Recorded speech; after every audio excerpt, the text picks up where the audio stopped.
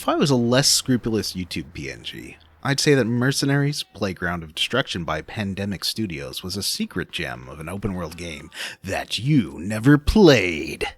They love saying that kind of thing, but it's not true. According to MPD in February 2005, Mercenaries outsold the just-released Resident Evil 4 and Grand Theft Auto San Andreas. So why is this game forgotten? Does it deserve to be? Hey, welcome back to Koobert Opens Worlds, where I review some of my favorite or most noteworthy open-world games. Mercenaries really does feel like a hidden gem. It dropped out of gaming consciousness right around the dissolution of Pandemic Studios, and younger players might have missed out on this one. So why has this game been forgotten?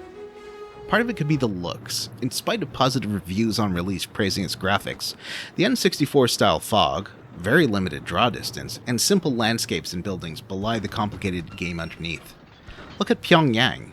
This looks like something out of a 90s 3D game like Blast Corps, with open lots, sparse building population, and basically no detail. There are some bright points, interiors look pretty great, and the character models themselves and their weapons and vehicles can be nicely detailed. Most of my footage throughout this review will be of the original Xbox version. The PlayStation 2 version is pretty similar, but without the anti-aliasing and a very, very limited implementation of what has to be the hotness of mid-2000s graphical effects, Bloom! Yep, you better be packed for your trip to Bloomsville. Like how brown environments were a graphical hallmark of late 2000 games, Bloom really reached its peak in 2005. With Mercs and games like Fable truly inheriting the Bloom crown. Look at that Fable Bloom.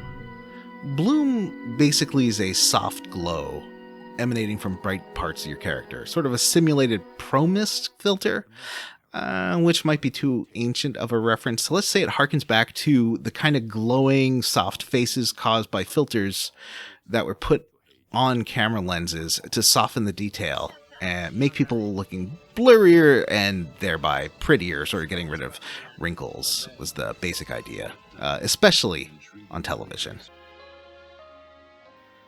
So your PS2 version is crisper and maybe a titch more responsive, but sadly is also only outputting interlaced video. My vote, if you're going to play them, is for the Xbox version, but I know there's a big contingent of hatred against Bloom, so you might be happier on PS2.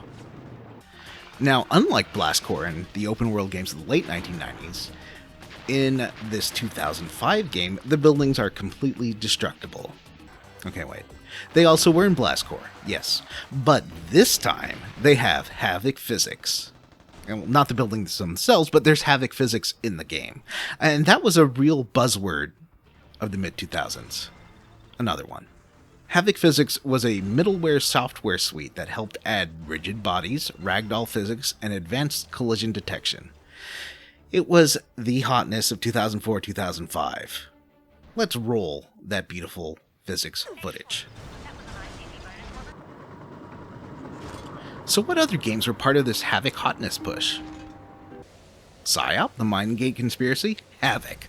Look at those barrels! And the ragdolls everywhere! Half-Life 2? Havoc. The whole idea of the gravity gun was based on having fun with physics. And heck, a lot of the game, even before you get that gun, is based on figuring out physics puzzles.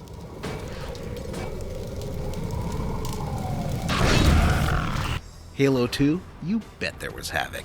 So much smashy and crashy. And maybe the most game-changing use of Havoc Physics, it's gotta be The Elder Scrolls IV: Oblivion. Physics made this game incredible. And super broken, but incredible. And hey, Bloom! How goes it? So Mercenaries, which I do want to call Mercs, but that might be confusing, so let's get it straight that I'm not referring to the Capcom game. Although if I was referring to the Capcom game, I'd note how it actually was a direct sequel to Commando, and that got renamed out west. Mercenaries' graphics were toned down to make room for the vast amount of interactivity in physics. But it can still be kind of pretty in places. Mostly inside, but still. The sound, though, is pretty uniformly great. LucasArts games have always put special attention to their soundtrack, and Mercenaries has an incredible orchestral score that moves from the somber to heroic. It's a co-creation between Michael Giacchino, who composed the main theme, and his frequent collaborator, Chris Tilton, who handled the majority of compositions, weaving the Giacchino theme as a motif throughout. There's some awesome use of Korean barrel drums, and surprisingly thoughtful, quiet themes that are just awesome. Another element of the soundscape are factions that speak in their native languages, with subtitles only being available if your chosen player character understands what they're saying. The subtlety of how this is used is impressive and surprising. But you're here for the destruction, and the destruction serves the gameplay in a neat way. While the building explosions are mostly canned animations, the damage to buildings and other targets can be done in a whole host of ways. So let's talk about what this game is, how it plays, and how the mission design works. It's the near future, 2007. North Korea's leadership has been taken out in a coup by General Choi Song, leading to a total free-for-all as nations vie for control of this key peninsula. 5 factions are in contention. North Korea under Song's leadership, the Allied Nations, a United Nations stand-in under the control of the US military, South Korea with its army being advised by a CIA operative, the Chinese military led by Colonel Peng, and the Russian mob controlled by a unique individual, Sergei, and his actually in control second-in-command, Joseph. You choose control of one of 3 main characters: Jennifer Mui, a former MI6 operative who left for the more lucrative option of being her own boss; Matthias Nilsson, a violence-loving feral man with a love of weapons, destruction, and who has 0 sense of self-preservation; and finally Chris Jacobs, a friendly ex-soldier with a serious nihilist streak. Each one has their pluses and minuses. Jennifer Mui has an easier time with sneaking. Chris Jacobs takes more damage, and I don't know, maybe Matthias does more damage with guns or something. That one I'm not so sure. Obviously, I went for Jennifer, #girlboss, #laptop lifestyle, #bossbitch, #honestlyslay. Though the choice of main characters doesn't actually change much, it does add incidental dialogue with Fiona and different quips in different situations. Oh, and I haven't done it myself, but as this is a LucasArts game, you can also unlock Han Solo and Indiana Jones. Dang it, I want to get those. Oh, but there's a celebrity cast too. Peter Stormare, best known for his role in Until Dawn, plays the Swedish mercenary. Hollywood actor James Hong is the Chinese leader, Colonel Zhu Peng. The Allied nations are under the command of Carl, "You've got a stew going," Weathers. Baby, you got a stew going. The CIA agent Mitchell Buford is played by that one guy, Bruce McGill, who's in everything. And you've also got beloved voice actors like Phil Lamar and Jennifer Hale as Chris Jacobs and Jennifer Mui, respectively. Your offer of aid was but wind and air. Keep your 50 million. Info's on a need-to-know basis, Presley. How this plays out is you get access to an open-world map. Second map opens halfway through the game, with Grand Theft Auto-style mission markers, and you need to weave through fights between the various factions as you navigate and try to accomplish missions. The only faction you can't work for is the obviously evil general controlling North Korea. They will always kill you on sight. Unless, of course, you nab one of their vehicles while no one is looking, but we'll get back to that in a bit. It's in the playing of these missions that the specialness of Mercenaries reveals itself. The game's subtitle Playground of Destruction refers to the open nature of tackling objectives and a variety of solutions you can employ. Your toolbox is full of things to use. You can hijack any vehicle in the game, including airplanes, tanks, helicopters, and missile launchers. The game doesn't wipe its vehicles off the board when you start a job, so if you've parked an attack helicopter next to the mission giver, it'll be there when you come out. There's also the Merchant of Menace, the menu-based weapon, ammo, and vehicle and attack vendor you can access from your very 2005 PDA. When I say attack, I mean it. As you progress through the game, you unlock everything from artillery cover to a deep burrowing bunker buster bomb, and the game won't limit how many you can use during a mission if you can cover the cost. And some jobs will give you a free delivery or two of vehicles, or artillery fire, or a covert ammo and weapons package, among other things. Sometimes these bonus giveaways at the start of a mission are key to finishing it, the end of Act 1 Bunker Buster being one example. For the most part, you can keep using these deliveries after you run out of the freebies, but you will have to pay for it. Also, the Merchant of Menace is part of the Russian Mafia faction, so if you're on bad terms with them, you're cut off from the store. There's also the stealth factor, but it's not the usual hidey kind of stealth. It's more of a hitman thing, except your clothes is cars. The game has faction AI, and factions have differing relationships with each other. Everyone is hostile towards North Korea, South Korea and the allied nations are friendly, and everyone else is kinda somewhere in between. You can take advantage of this by hijacking the vehicles of different factions and sneaking around without being attacked, as well as using them to drive inside restricted faction areas. However, faction officers, denoted with a little flag icon above them, will be able to see through these disguises, so you have to navigate pretty carefully around them if you don't want to blow your cover. In a mission where, say, you have to destroy a building, you have several ways to handle this. You can go on foot and set C4 charges around the building. You could order or steal a tank and blast it from the ground. You could even hijack an attack helicopter and rain explosions from down below. You just gotta look out for those SAMs and their missile strikes. 999, oh, you can eat lobster. The missile strikes destroy the helicopter. You can also use laser or satellite-guided systems to call a strike down on the target safely from the hills half a kilometer away. You might ask, why don't you do this every time? Because they get really, really expensive, and using one could easily wipe out a big chunk of your finances. Another gameplay hook is the Deck of 52, inspired by the invasion of Iraq.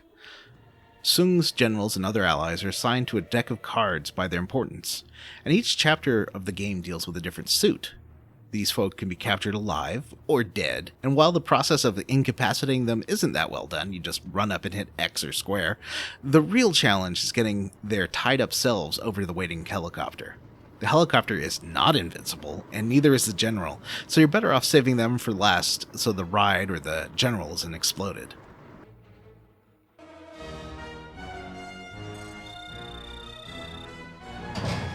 Let's take a look at one of the more interesting missions in the game, a series of assassinations requested by the Russian Mafia. It brings up a series of 4 targets to kill, and in tilting its hand a little, gives you a sniper rifle at the start. If you can finish this job quietly. Yosef just gave you access to a support item he thought you might find useful. I've identified the allied officer for you. Looks like he's giving a press conference. Don't let the journalists see you take him out. The first target is an allied nation's general, which is pretty surprising for a mainstream game. It's emphasized in emails that he's corrupt, but this is one of the few times where the game really underlines the moral ambiguity of both your main character and XOps as a whole. XOps is a PMC after all. PMCs. Private military companies. That's right. PMCs have no basis in nations or ideologies. They are private enterprises, driven by profit. There's a bonus for completing assassinations quietly, which I've never been able to do. You can still complete the scenario even being spotted, you just miss out on a bonus. If you happen to have a helicopter before beginning the mission, it's way easier. You can just fly on top of buildings, land on the roof and snipe, but you could just as easily launch an RPG at them and call it a day. In this run I tackled it on foot and by car, and sadly I guess I was caught sniping at the prisoner in the guard. On the other hand, I did do a much better job of sniping the Chinese officer in his tank, so yay!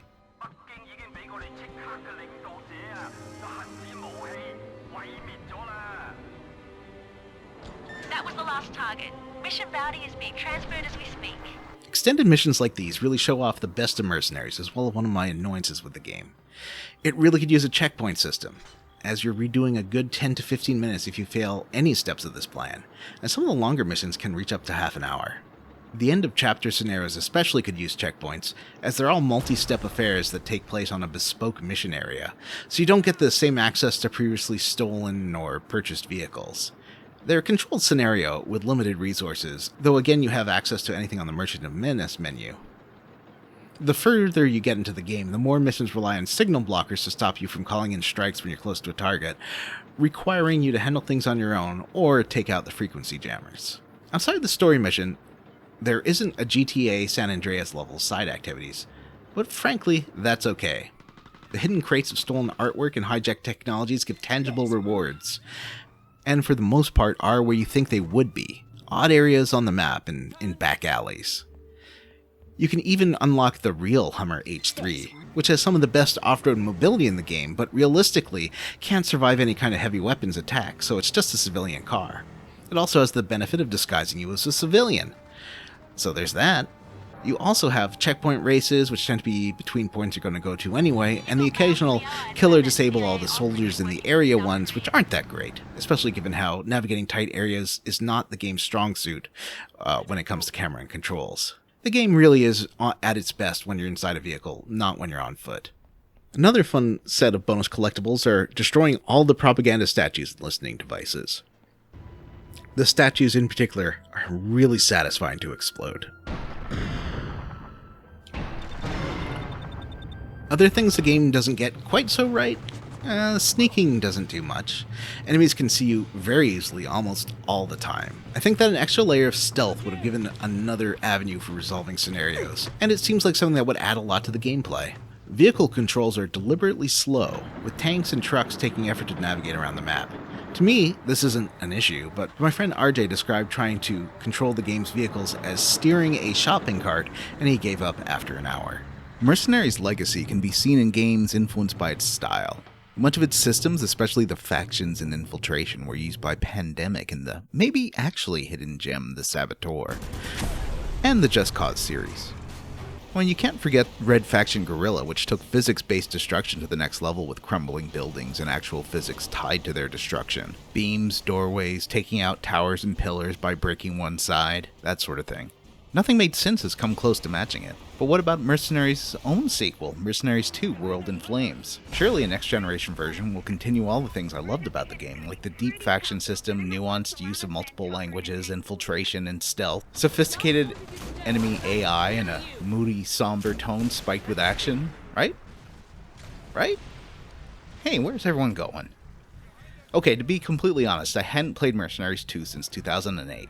Back then I found it incredibly disappointing, although when capturing footage for this video, I did boot it up again and thought to myself, okay, this is better than I remember. Look at the way the trees respond to explosions. I also figured as I was editing this video, I should add a note warning people against trying the game on 360 via its original Xbox backwards compatibility feature. So I set that up to capture. Originally it was locked to 4x3 and it was so unstable it was virtually unplayable. But now it runs in 16:9 and smoothly? Huh. Then I also realized Mercenaries is backwards compatible on the Series S/X system, running in 4K and, well, not 60 FPS all the time, but definitely most of the time.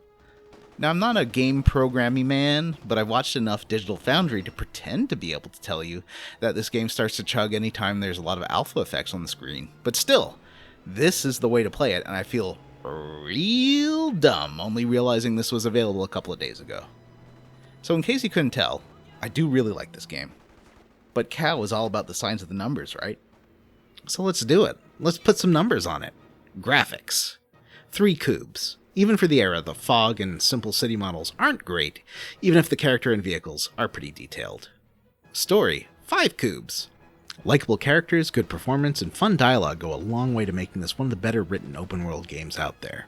Open world, 4 Koobs. The open world is a key element of gameplay, and the game takes advantage of having a broad range of options for solving missions. On foot, 3 Koobs. This is one game where you want to spend as much time in vehicles as possible. I mean, running around on foot isn't bad.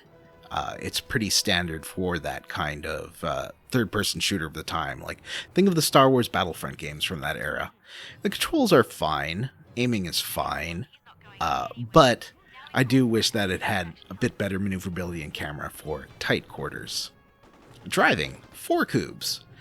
Now, this doesn't have the fun vehicle controls of something like Saints Row, but blasting through enemies with a tank is addictive as heck, and has some of the best controlling air vehicles of any open-world games. Final score? 19 out of 25, making Mercenaries our current #1 open-world game out of 2. But still, USA! USA! USA! So thanks for sticking with me for this second episode of Koobert Opens Worlds.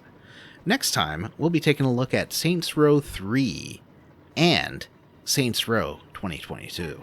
It's going to be a bit of a twofer. If you do like this video, give it a thumbs up. You can subscribe too, and if you really want to hear me talk about lots of RPGs of the Western and Japanese variety, feel free to follow my podcast, Square Roots, the classic RPG podcast, where me and a bunch of my buddies, Vanessa, Matthew, and Jim, discuss and play through an RPG a chunk at a time. And it's pretty silly, so why don't you check that out? Goodbye, and I love you. Platonically.